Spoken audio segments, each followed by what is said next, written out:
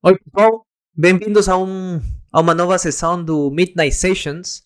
Eh, Essa sessão vai estar estruturada do mesmo jeito, né, das outras sessões, a parte do ecossistema, a parte do coding e a parte das perguntas e respostas. No final, quem estiver interessado em se juntar no stage vai poder eh, eh, vai ter uma mãozinha aí, né? Para quem estiver interessado, aperta aí, eu posso convidar eles no stage e podem falar diretamente comigo, ou, caso contrário, fazer as perguntas aqui no chat, aqui na direita. Beleza, então vamos lá começar com a parte do ecossistema. Na parte do blog, a gente vai falar em relação a uma das fases que da distribuição dos tokens se chama Scavenger Mine and Beyond. Né? Então vamos analisar esse bloco que traz informações adicionais em relação a essa parte da distribuição dos Knights. Então vamos abrir aqui esse aqui é o bloco que foi disponibilizado. Eu fiz uma tradução em português para que seja muito mais fácil transmitir o conceito. Então vamos lá. Aqui está o resumo. Então vamos dar uma lida e vou ir explicando alguns conceitos relevantes. A fase Glacier Drop, o primeiro passo.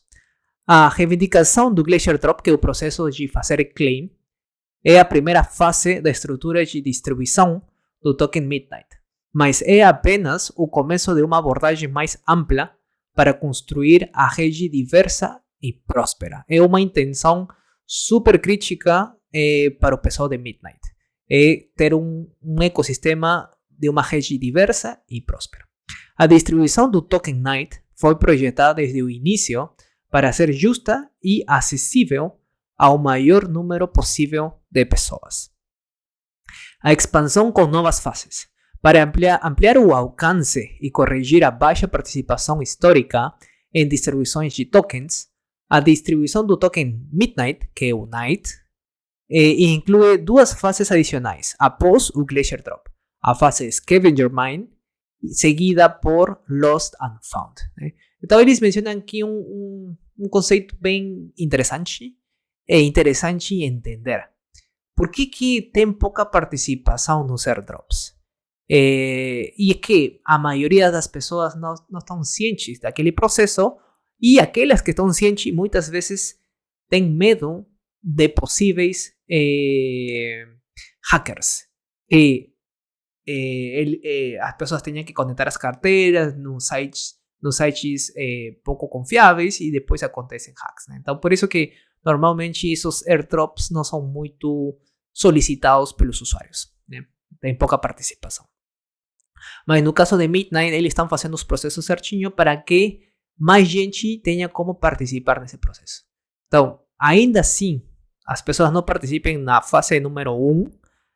O pessoal de Midnight estruturou outras duas fases após a fase número 1. Fase 2, que eles chamam de Scavenger Mine, que vai funcionar bem parecido na metodologia de Bitcoin, onde as pessoas vão ter que executar algum trabalho. E na fase 3, para ampliar o tempo que as pessoas que qualificavam na fase 1 ainda tenham como solicitar parte dos tokens que sobraram. Então vamos lá. Vamos a ler aqui a fase 2. Scavenger Mine. A fase de Glacier Drop distribui tokens a 8 comunidades Web3. Cardano, Bitcoin, Ethereum, Solana, XRP, BNB, Avalanche and Brave.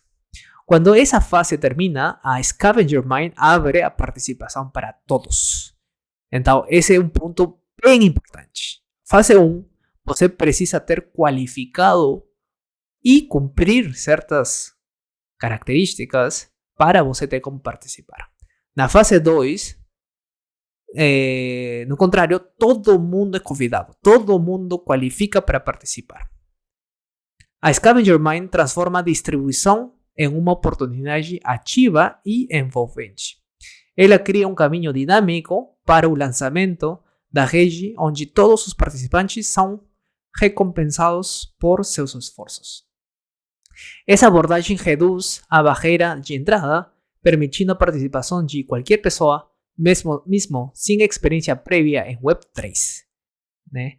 Então, quantas pessoas novas que não conhecem ainda blockchain e queiram começar a entender como que funciona esse mundo de blockchain, que acontece em Midnight, vai ter um airdrop, que eu quero participar.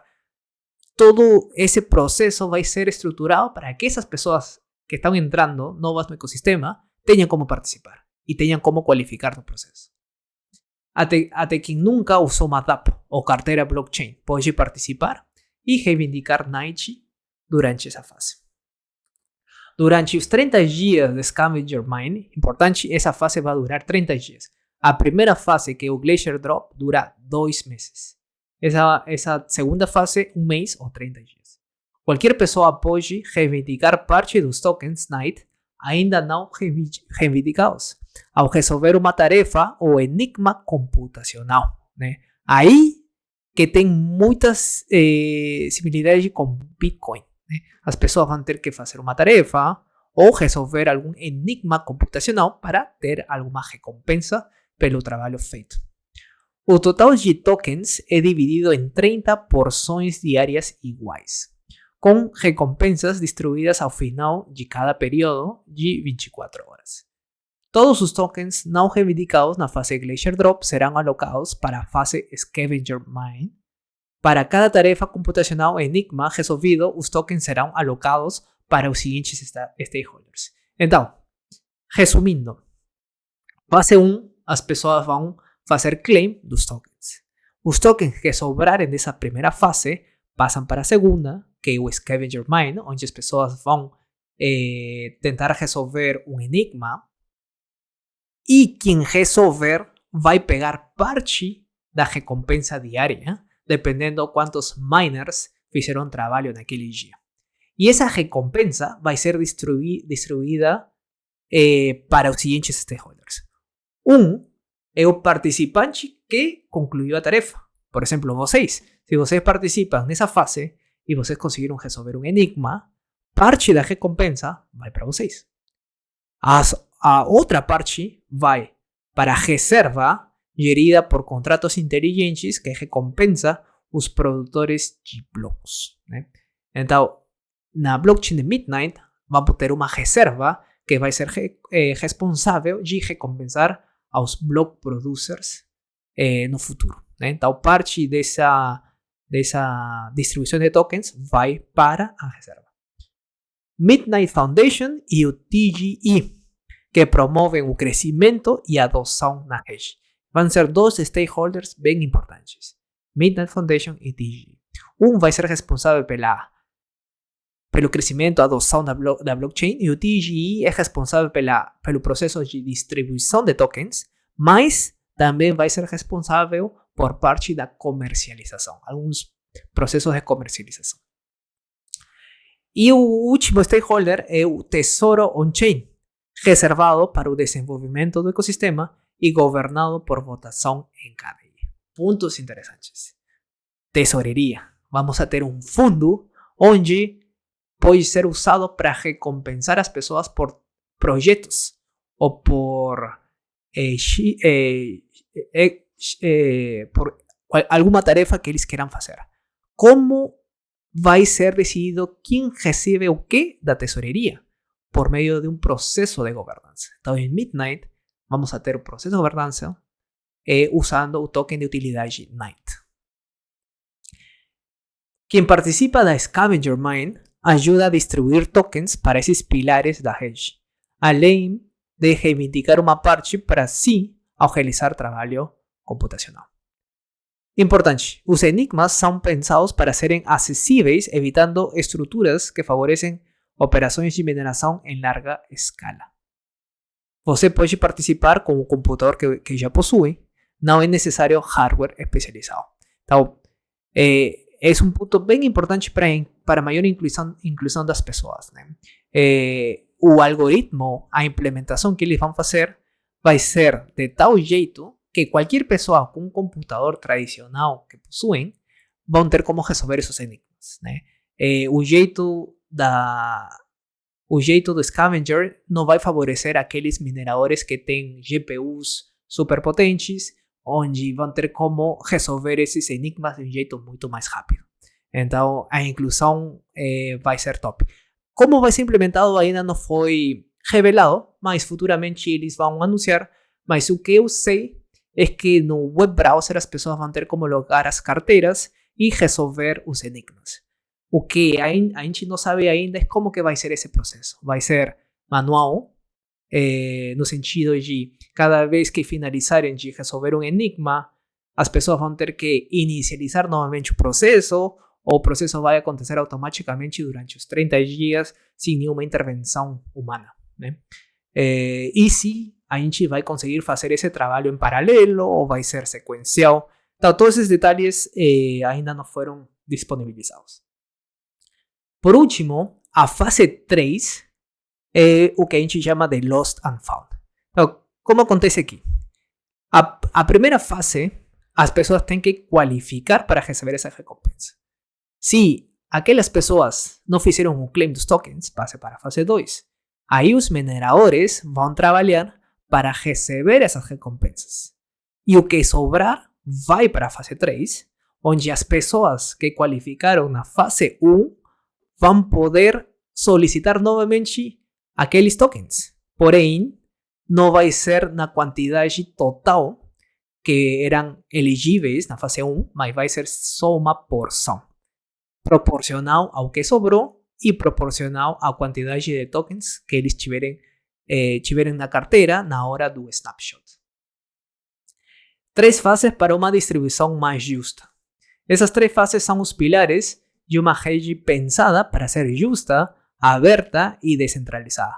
O Glacier Drop reconhece as comunidades já estabelecidas, enquanto Scavenger Mine e Lost Found abren espaço para todos. Desde desenvolvedores experientes até iniciantes em Web3 terão a oportunidade real de participar na rede Midnight e reivindicar seus Knights. Excelente. Então, agora que a gente já viu essa informação importante no blog, vamos partir na parte dos diários. Aqui um tema importante. Os sessions que a gente está fazendo está indo do básico ao mais complexo em termos de implementar e executar smart contracts e desenvolver aplicações. Porém, no transcurso do processo, a gente vai dar algumas pinceladas em alguns materiais específicos relacionados a Compact ou outras instâncias. Nesse caso, no Dev Diary, a gente vai entrar um pouco mais a cheio em relação a como escrever código em Compact, sendo que o artigo aqui fala de como implementar uma operação que é a divisão em Compact, que não está ainda disponibilizada. Então vamos lá. Mas é simplesmente isso para ter um contexto de algumas funcionalidades. A gente vai usar e aprender todos esses pontos no futuro com maior profundidade. Então vamos abrir aqui o diário e o autor é o Claude Barrett, que faz parte do time de Midnight, do DevRel Team.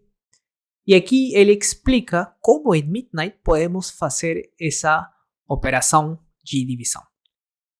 Se a gente for olhar aqui a documentação de Midnight em Compact, eles disponibilizam 3 operações. A gente pode somar, a gente pode subtrair e a gente pode multiplicar. A gente vê que não tem a operação de divisão. Porém, o time de Midnight já comentou que no futuro eles pensam em incluir essa operação de um jeito nativo. Hoje em dia, se um developer quer desenvolver essa operação, eles mesmos têm que fazer a biblioteca. Então, o diário fala de diferentes implementações para um developer implementar esse tipo de operação, que é a divisão. Então, vamos lá. Aqui no artigo, eles comentam 2 métodos ou metodologias que dá para implementar essa operação. Uma é usando Compact 100% do tempo. E a segunda é usando Compact e processos off-chain, né? Tem muitas vezes quando falo off-chain, as pessoas pensam que em Midnight acontecem 3 processos, né? Uma é processo on-chain, outro dentro de um circuito para gerar uma proof e depois são operações fora do circuito, né? Então, quando eu falo operações off-chain, é operações que não acontecem no node e operações que não acontecem dentro do circuito, senão totalmente fora off-chain, né? Então, aqui nessa solução, eles estão implementando a operação dentro do circuito, né? Então, ele faz parte do cálculo do material criptográfico de Zero Knowledge. Como que eles estão fazendo? Vamos lá. Aqui eles estão declarando um módulo div1. Esse módulo é bem interessante porque permite estruturar um módulo, um grupo, um conjunto de código para depois ser chamado externamente esse módulo como se fosse uma biblioteca e poder trazer uma função específica. Nesse caso, uma função div. Então, se a gente estruturar o nosso código nesse formato, no futuro vocês não precisam lembrar ou executar novamente todo esse procedimento, mas única parte que seria necessário de vocês é chamar essa função div. Mas agora a gente vai aprender a como implementar. Então a gente tem essa função, esse comando struct, que é o jeito em Compact de criar um novo tipo customizável. A gente vai chamar esse tipo de div result, que vai ser um objeto com um quotient de tipo uint com 128 bits e um remainder de tipo uint de 128 bits. Agora a gente vai declarar a implementação da função, que a gente chama de circuit, né? No caso de Compact. A gente vai chamar o circuito de div. A gente vai passar 3 parâmetros. Dividend, de tipo uint 128, um divisor uint 128 e um div loop, que vai ser um vetor de 1000 unidades de tipo uint de 1 bit. 1 bit é tipo binário, 0 ou 1. Né? E aqui dentro temos a implementação dessa função. Se a gente olha aqui como que foi implementado, a gente percebe que a gente está iterando esse div loop. Como que estamos iterando? Por meio dessa função abstracta chamada de fold. Esse fold, o que ele faz? Ele itera num vetor e fica acumulando o resultado. Qual é a iteração? Está aqui no final. É o div loop. Que coisa é o div loop? É um vetor de 1000 unidades. Então a gente vai ficar iterando 1000 vezes. Em cada iteração, o que a gente vai fazer é conferir se o remaining é menor ao divisor, ou, caso contrário, aí a gente vai fazer a resta, né? A subtração do remaining com o divisor. Então o que acontece? Uma divisão, o que no final das contas basicamente é tirar um valor, o divisor do dividend, e ficar tirando até que o valor do resultado seja menor ao divisor. Desse jeito, a gente pode deduzir que já não tem mais iterações a serem feitas. Então esse é o jeito que se está estruturando essa função, utilizando das operações disponíveis em Compact para simular a operação que não temos disponível. Agora, tem alguns trade-offs, alguns problemas com essa implementação, né? E segundo o autor, essa implementação foi disponibilizada só como referência e não é uma boa prática a ser usada em production. O que acontece? A gente tem que definir em Compact o tamanho do vetor. A gente não tem como iterar de um jeito aberto, no sentido, vamos iterar até que o resultado for X. Em Compact, vocês têm que definir quais vão ser os boundaries dessa iteração. Nesse caso, a gente está definindo que vamos a definir 1000 iterações. Então, o que acontece aqui? Se o valor for pequeno da divisão, a gente com 100 iterações vai ser suficiente para achar o valor final. Mas, como a gente definiu 1000 iterações, ainda chegando no valor final, que seria este if, de aí vamos a ficar iterando outras 900 vezes com o mesmo resultado. Então a gente vai ficar iterando e dando o mesmo resultado, o mesmo resultado, o mesmo resultado. Qual é o problema com isso? Que o circuito em Compact se traduz a um proof. E esse proof tem que ser gerado por um proof server, servidor de pruebas.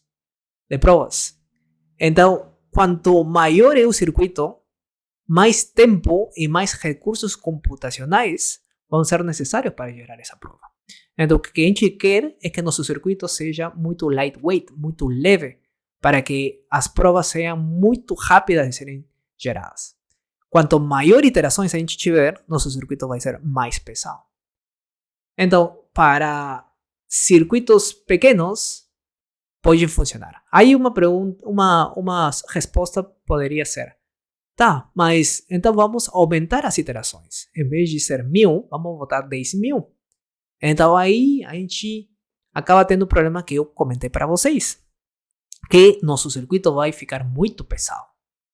Então vocês veem que aqui na prática não é prático resolver uma operação desse jeito. No segundo exemplo, o segundo jeito que o autor mostra como implementar essa operação, é muito mais eficiente e é recomendado em production. E a gente vai usar uma técnica muito legal que dá para usar em circuitos em Midnight. A gente já aprendeu que tem uma função que a gente declara como circuito, mas também tem outra que a gente pode declarar como witness. Witness é uma função que vai ser executada off-chain, não dentro do node, nem para calcular dentro do circuito. Então aqui, esse witness a gente vai chamar de diff mode, e a gente vai passar os parâmetros e a gente vai ter um tipo da resposta. A implementação da função não é definida dentro do circuito, mas é definida fora. Por exemplo, na máquina de vocês que estão usando TypeScript. Então aí é a parte legal. Vocês vão ter como executar uma função com uma linguagem que suporta essa operação específica, por exemplo, TypeScript, e o resultado vocês trazem de volta para o circuito. E é o que está acontecendo aqui. A gente, nesse circuito, que a gente chama de checkDiff, estamos chamando o witness diff mode, e o resultado a gente vai armazenar no quotient e no remainder. Mas essa operação foi executada off-chain. Agora, alguém pode me falar: tá, Eric, mas a informação do witness não é confiável. Sendo que, como você sabe se realmente essa operação que se fez off-chain é uma divisão? E é certo, a gente não tem como confiar na informação de uma witness. Mas o que a gente está fazendo aqui é fazer o cálculo off-chain e de aí a gente vai verificar dentro do circuito. Tá, vamos dar uma olhada aqui. Aí a gente chama o witness, a gente faz a operação off-chain, traz o resultado e agora dentro do circuito a gente vai fazer duas verificações, dos assertions. A primeira verificação a gente vai conferir que o remainder seja menor ao divisor. Caso contrário, falha. E aí a gente vai demonstrar que a divisão está certa por meio de uma técnica de, tipo, a gente poderia falar de engenharia reversa. A gente vai usar multiplicação para simular a divisão. Como? O quotient multiplicado por divisor mais remainder vai ser igual ao dividend. Então é o caso contrário da divisão. Mas como a gente já tem o resultado, aí a gente tem como simular e conferir que esse valor está certo. Se for certo, aí a gente tem certeza que o resultado fornecido pelo witness é certo e é confiável. Então, excelente. Desse jeito, a gente conseguiu executar uma operação off-chain, trazer o resultado dentro do circuito e continuar com os cálculos. Muito legal. Então, esse é um dos casos que dá para usar esse tipo de técnica, mas realmente abre as portas para nossamente resolver diferentes tipos de problemas onde a gente precise fazer alguma coisa off-chain e depois trazer dentro do circuito e continuar as operações. Excelente. Então, isso em relação ao diário.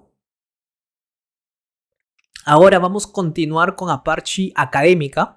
Né? Para aqueles que não lembram, o time de Midnight disponibilizou 8 módulos da parte acadêmica e a gente está estudando pouco a pouco cada um deles. Hoje, nessa sessão, a gente vai finalizar o módulo 2, onde falam conceitos em relação à segurança na hora de implementar smart contracts. Então, vamos dar uma lida em relação a esse material e entender alguns pontos críticos. Então, aqui eu fiz um resumo de uns pontos importantes de segurança. Considerações de segurança. Escrever um contrato inteligente é uma coisa, escrever um contrato seguro é outra. Programas en blockchain são poderosos porque gerenciam valor real, tokens, dados sensíveis, etc., sem intermediários. Mas se houver um bug no contrato, qualquer pessoa pode explorá-lo e as transações são irreversíveis. Segurança é prioridade máxima, né? Muito importante em blockchain e em smart contracts. Nesta sessão, veremos vulnerabilidades comuns em contratos inteligentes e como evitá-las. Também mostraremos um exemplo simples de contratos vulneráveis e uma versão aprimorada. Estar ciente desses riscos ajudará vocês a desenvolver na Midnight ou qualquer outra blockchain, na verdade, com mais segurança. Então vamos lá.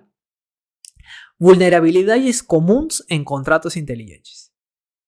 O primeiro, reentrância ou reentrance em inglês. ¿En qué consiste? Un ataque clásico acontece cuando un contrato llama otro contrato externo y esa llamada externa retorna ao contrato original durante a execução, geralmente em loop. Se o estado ainda não foi atualizado, o invasor pode repetir ações como saques antes da lógica perceber. Então, o que acontece? E o motivo do reentrance foi como fizeram um ataque na Ethereum, no DAO, num dos maiores hacks no ecossistema de Ethereum. Né? E o motivo foi reentrance. Basicamente, em que consiste? São funções que chamam a outro contrato. E esse contrato faz uma chamada de volta, por isso é o nome reentrance. E eles verificam o state do contrato. Porém, o state só vai ser executado após a função inicial. Então vocês veem, eles ficam dando loop nesse reentrance e ficam olhando a função do state que ainda não foi atualizado. Porém, ainda continuam executando funções no contrato. Nesse caso, por exemplo, retirada de dinheiro do contrato. E aí podem tirar infinitamente do contrato. Mais na frente a gente vai aprender a como evitar esse tipo de ataque de reentrance. Estouro ou subtração de inteiros, overflow e underflow. Esse erro ocorre em linguagens com inteiros de tamanho fixo, como Solidity, antigo. Exemplo, uma variável x de tipo uint8, onde tem como máximo valor de 255. Se fizer x mais 1, vira 0, porque acontece o overflow. Né? Então vocês veem que isso aí é muito crítico. Imaginem um balance que de 255 pode ir para 0, ou caso contrário, underflow, de 0 pode ir para 255. Então são casos que o developer tem que estar ciente de como funciona na hora de implementar um smart contract. Problemas de controle de acesso. Se uma função crítica, como mintar tokens, não estiver corretamente protegida, example only owner, qualquer um pode executar. No caso de Midnight, isso aqui é muito mais fácil de ser implementado, sendo que todo o circuito para ser executado, a pessoa tem que, o developer, o usuário, tem que construir uma proof que seja válida para esse circuito. Se você não tiver o proof, o circuito não vai ser executado on-chain. Agora, claro, se a lógica da implementação do circuito tem bugs, problemas, aí sim, você pode ter uma proof que vai executar uma coisa, porém essa proof está verificando ou fazendo assertions de uma lógica que está com problema. Outros problemas incluem dependência de timestamp, tempos. Esse feature ainda não está disponível em Midnight, mas futuramente vai estar. E ataque DOS com loops caros e front-running. A parada do DOS é muito importante e Midnight se protege muito bem. Então, quando vocês querem executar uma transação em Midnight, vocês precisam de dois recursos. Primeiro, o recurso de Dust, que é a fonte renovável gerada a partir de Nights, e vocês precisam executar um trabalho computacional. Qual é aquele trabalho computacional? A proof. O circuito só vai ser executado on-chain se é que vocês encaminharem o proof certo. E esse proof é gerado por meio de um proof server. Portanto, vocês precisam de executar um trabalho operacional. Quanto mais complexo for o circuito, ou vamos supor de um hacker quiser implementar esses loops caros, o trabalho computacional e o tempo para gerar aquela prova vai ser muito maior. Ou, inclusive, não vai ter como ser executado, sendo que o tamanho do proof não vai passar os valores máximos de CPU e memórias dentro dos parâmetros de segurança da blockchain. Perfeito. Agora vamos falar sobre boas práticas para desenvolvimento seguro. Basicamente é como desenvolver para não ter aqueles problemas que eu comentei para vocês inicialmente. Padrões, checks, effects e interactions. Evite reentrância seguindo essa ordem. Checar condições, atualizar estado e interagir com contratos externos. Então esse é um ponto bem interessante. Lembra que eu falei a vocês funções sendo executadas, mas o state não foi atualizado. Então essa técnica, o que fala é que o state, o estado, vai ser atualizado antes de interagir com contratos externos. Então, ainda aqui, se o contrato, o hacker, fizer loops ou reentrants, já não vai ter como fazer porque o state já foi atualizado antes da chamada externa. Use bibliotecas establecidas. Use bibliotecas confiáveis como OpenCPLink, tokens, controle de acesso. Essas bibliotecas vão ser desenvolvidas no transcurso da história de Midnight. E OpenCPLink é uma empresa que já fez muitas best practices e bibliotecas para o ecossistema de Ethereum. E agora é partner do ecossistema de Midnight. E são eles com outros que vão ficar desenvolvendo aquelas bibliotecas de tokens, boas práticas, para não ter problema de segurança na hora de executar smart contracts. Controles de acesso apropriado. Bom, eu já tinha comentado para vocês, no caso de Midnight, são proof. Né? Então, boas práticas na hora da execução das proof. Mantenha a simplicidade. Esse ponto é muito, muito, muito importante. Complexidade é inimiga da segurança. Se o contrato faz muita coisa, divida-o em módulos menores. Então, realmente fazer alguma coisa simples é muito mais complexo, porém traz muitos benefícios. Né? Então, se você fizer em Midnight circuitos simples, quais são os benefícios que você vai ter? Tu circuito vai ser muito lightweight, portanto, o tempo e o custo de gerar uma prova para executar esse circuito vai ser muito menor e o tempo de execução também vai ser muito menor. 2. O custo de cada circuito vai ser menor. Portanto, se vocês querem executar uma ação, provavelmente podem executar 1, 2 ou 3 circuitos, então vocês vão ter muita mais modularidade. E o fato de ser simples vai melhorar muito nessa última fase, que é teste e auditorias.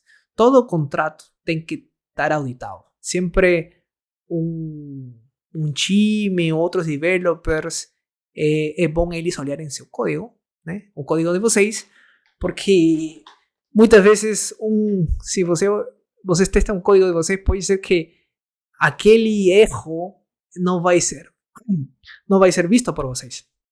Agora, se uma empresa terceira especializada em auditorias, eles vão ter maior probabilidade de achar esses erros. Agora, se os circuitos de vocês foram pequenos e simples, vai ser muito mais fácil para esse time pegar aqueles erros. Ou inclusive, tipo, modificar eles ou fazer uma manutenção futura. Vamos supor que tenha algum upgrade na blockchain. Então, vocês vão ter como fazer manutenção e fazer upgrade nos circuitos de vocês de um jeito muito mais simples e fácil. Excelente. Então, isso em relação à parte acadêmica. Agora eu queria falar um pouco dos hackathons, né?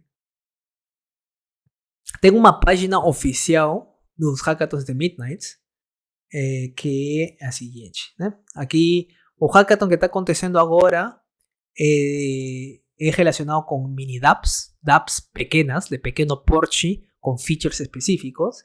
E aqui eles dão um pequeno overview, né? Então vamos ler juntos esse overview. E eu fiz aqui a tradução em português. Ouvimos o seu feedback. Construir aplicações completas em pouco tempo pode ser desgastante.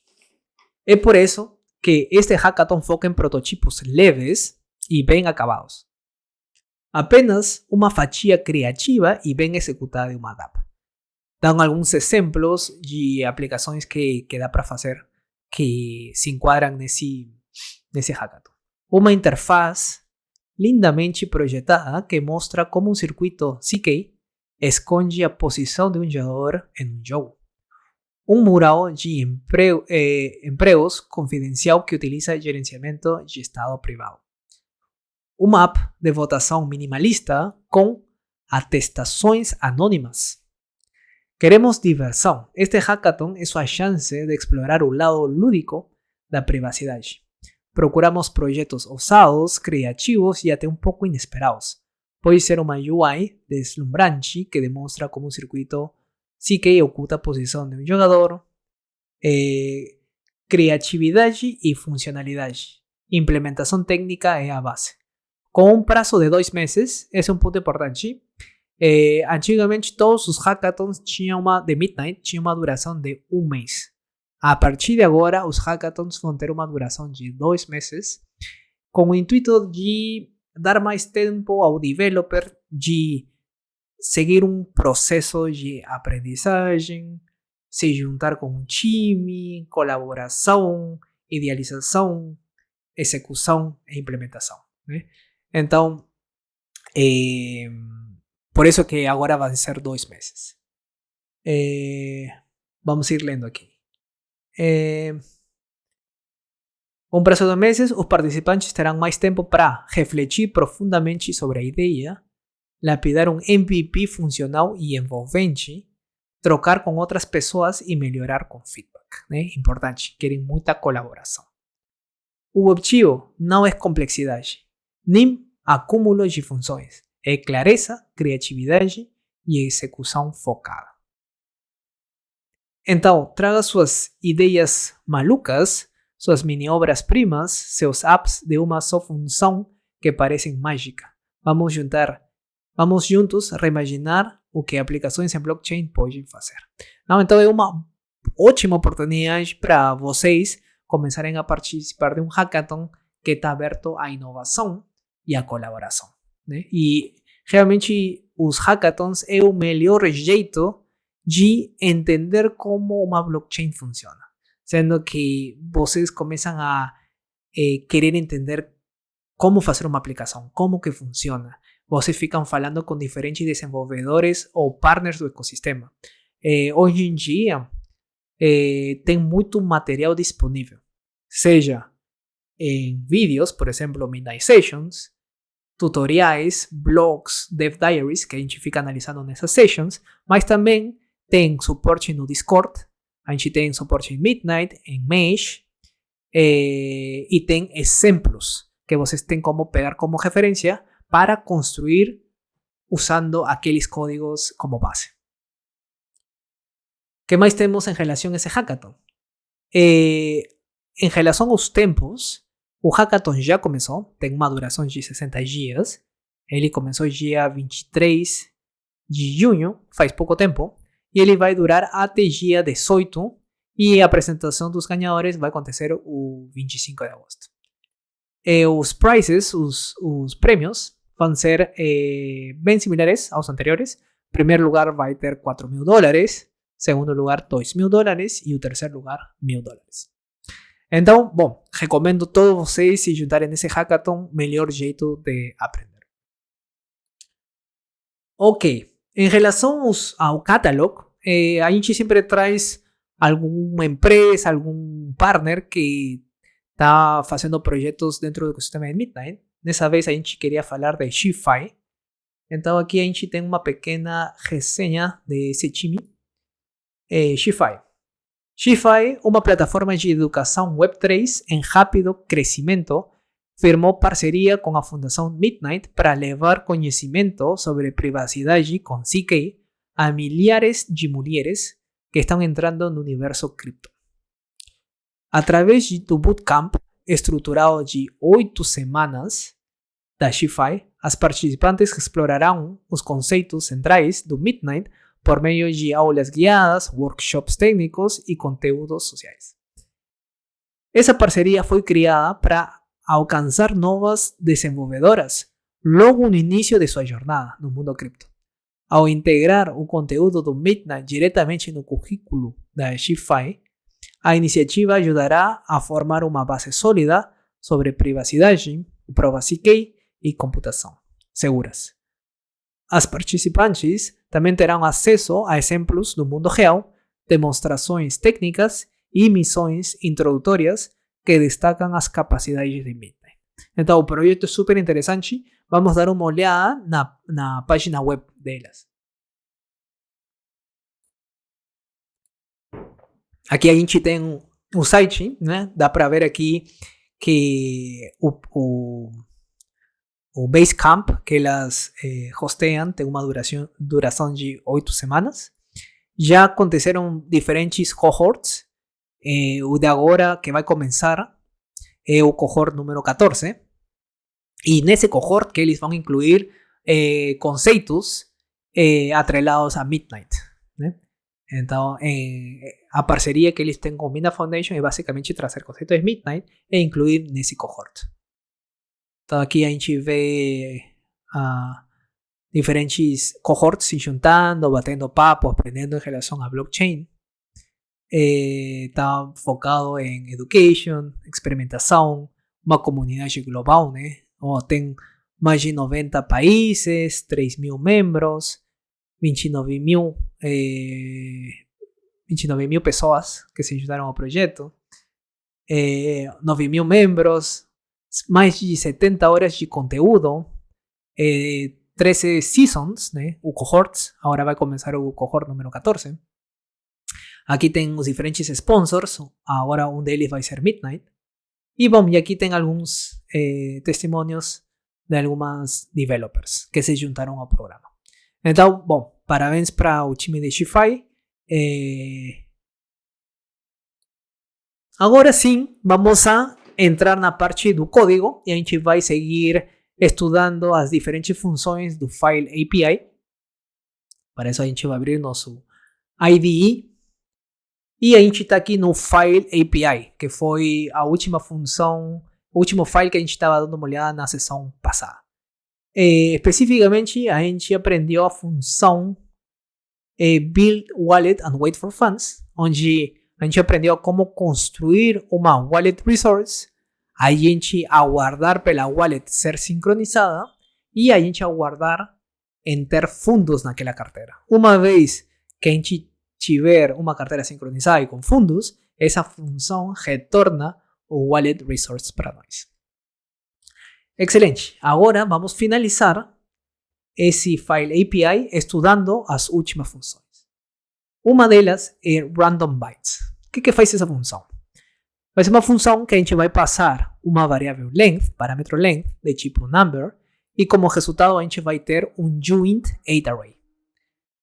A gente vai criar uma classe joint array do tamanho do length que a gente passou na função.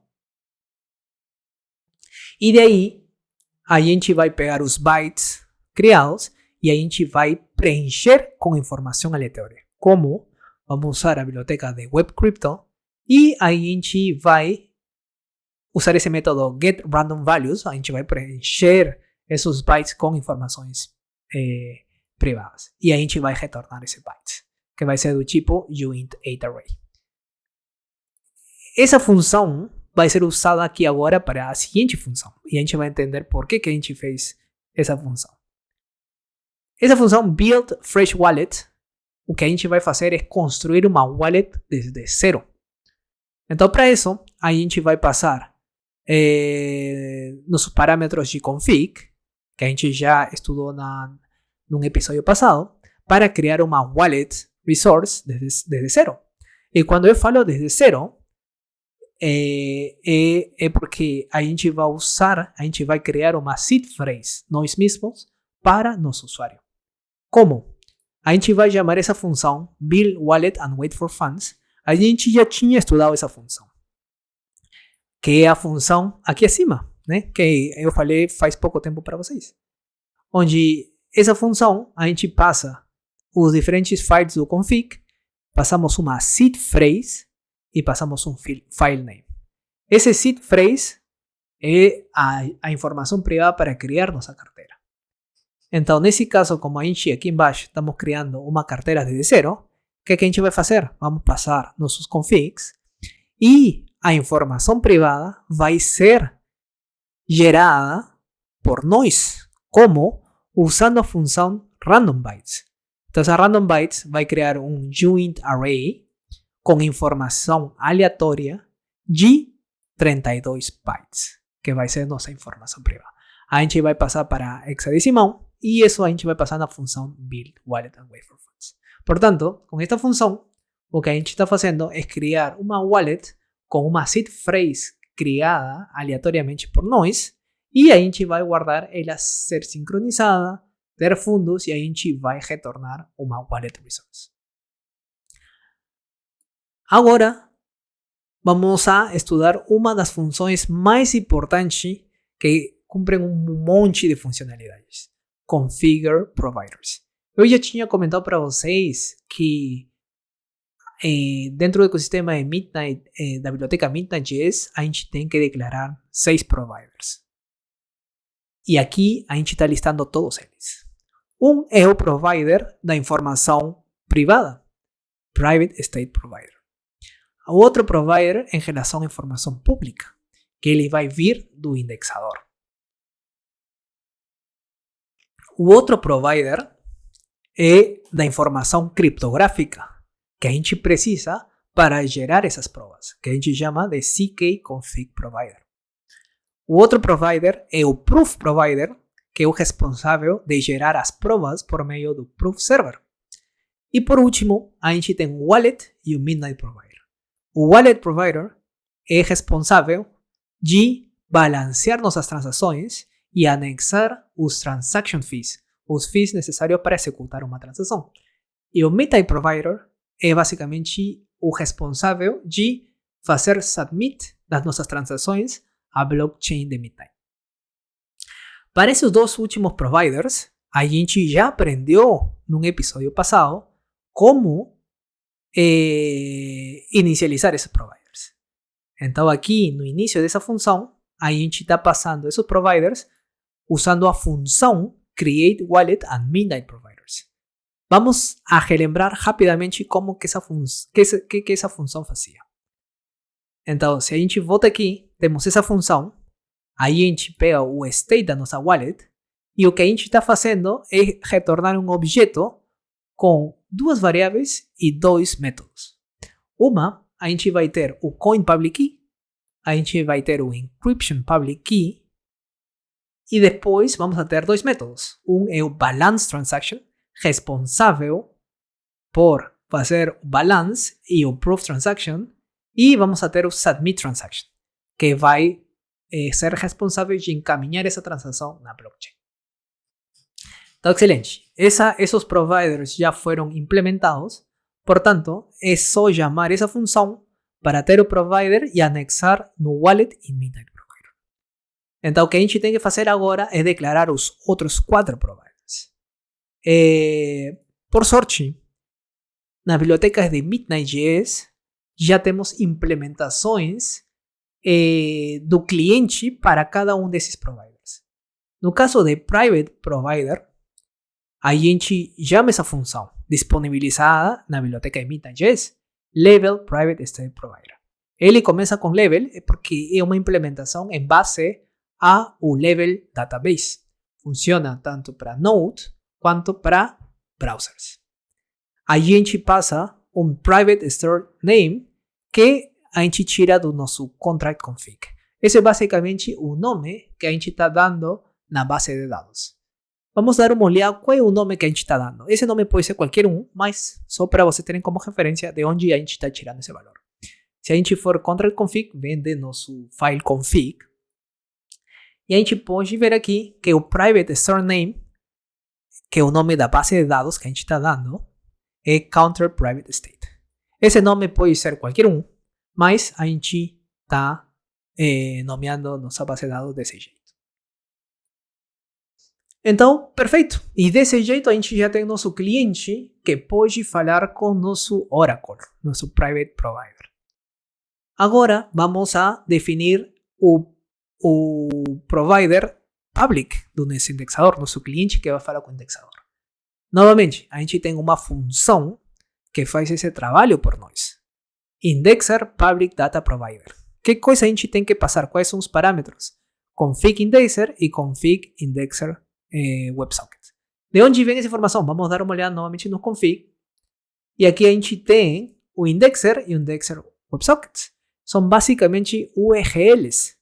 Então, esses URLs podem ser de uma instância que está sendo hosteada localmente, localhost, ou pode ser uma instância que está sendo hosteada remotamente por um terceiro. Portanto, a gente simplesmente é passar uma URL. Então, passando as URLs, mas essa função, a gente tem a implementação do nosso cliente que vai falar com o indexador. Excelente, muito simples. Mesma coisa para o CK Config Provider. A gente tem essa instância, essa classe, onde a gente passa o nome do circuito, mas onde que está o material criptográfico dos nossos circuitos. Então, vamos dar uma olhada onde que está esse material. Contract Config, CK Config. Vamos abrir Config.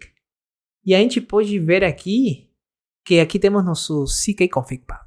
Nesse caso, a gente está falando que está em 2 diretórios atrás, em Counter Contract. Então, vamos dar uma olhada. A gente tem 2 diretórios atrás, Counter Contract, Source, Managed e Counter. Então, esse file onde a gente tem o output após a compilação do nosso contrato. Então, se a gente lembra, a gente tinha este contrato Counter Compact, que após ter feito a compilação, a gente obtém essa informação. Então, é o output do contrato, nosso material criptográfico que a gente vai usar. Então, o que a gente está fazendo aqui é falando, nosso material criptográfico está nesse endereço e é esta instância que vai ter como pegar essa informação e disponibilizar no nosso código quando ele precisar. E no caso de Proof Provider, que é o último provider, Novamente, a gente tem uma função para implementar nosso cliente e aí a gente vai passar config proof server. Nesse caso, o que temos no nosso config? Proof server, novamente, é uma URL. Então, a gente pode criar essa instância localmente ou remotamente por meio de um terceiro. E pronto, usando essa função mais a URL, a gente já tem o provider da instância do Proof. Com esses providers, se a gente lembrar qual era aquela função mágica implementada por Midnight.js para executar contratos, vamos aqui lembrar. A gente tinha, por exemplo, esta função aqui, deploy ou join contract, onde a gente passava dois parâmetros. Um deles era o contract address e o outro era os providers, de tipo contract providers. São esses providers o que a gente definiu. Então, esses providers vão ser um meio de comunicação do nosso código para falar com as diferentes instâncias. Muito poderoso. Excelente. Agora, vamos a estudar essas funções que a gente já viu no episódio passado. Estaria faltando essa aqui, save state. Então, essa função de save state vai permitir a gente guardar o state da nossa carteira, nossa wallet, num file. Se vocês lembram, e eu comentei no episódio passado, as carteiras em Midnight funcionam de um jeito um pouco diferente em relação às carteiras das blockchains públicas. Em Midnight, o state das carteiras estão armazenadas como commitments no protocolo Cswap. Então, para as carteiras obterem os valores dos coins, dos tokens, elas precisam decodificar a informação dos commitments usando a chave Encryption Public Key, que é uma das chaves que a gente tem nas nossas carteiras. Então, o que tem que ser feito é escanear o state da blockchain e decifrar aqueles commitments que a gente tem como decifrar usando nossa Encryption Public Key. Agora, imaginem se a gente tiver que fazer esse scanning toda vez que a gente for fazer um spin-up da nossa wallet.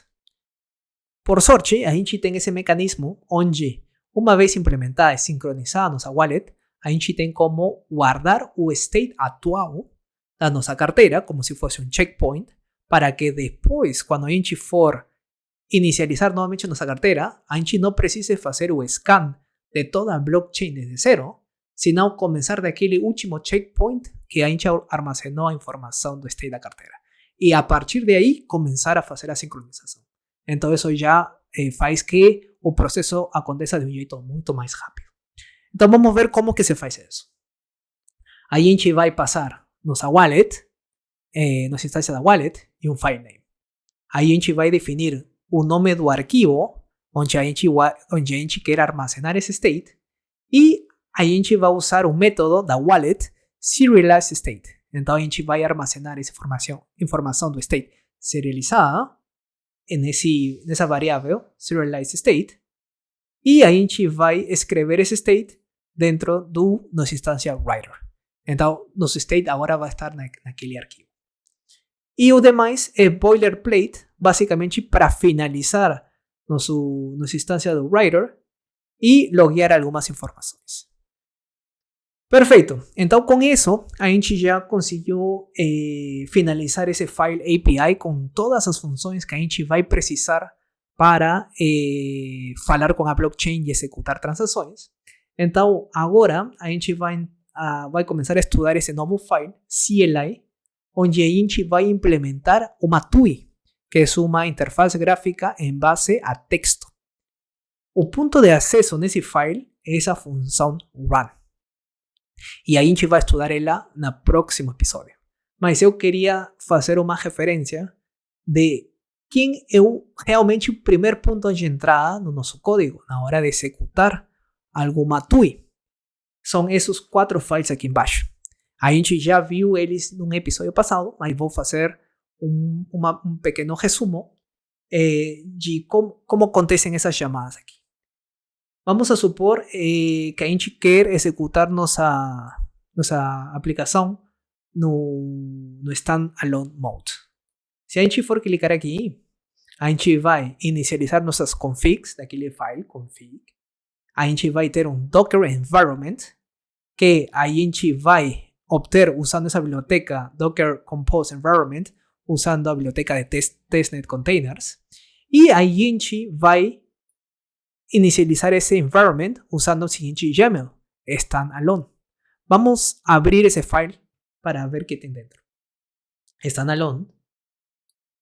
A gente tem como ver que é um YAML onde a gente está declarando os seguintes serviços: Proof Server, Indexer e Node. Então, o que está falando aqui é que a gente vai criar um environment para nós mesmos hostear 3 serviços: o indexador, o Proof Server e o Node.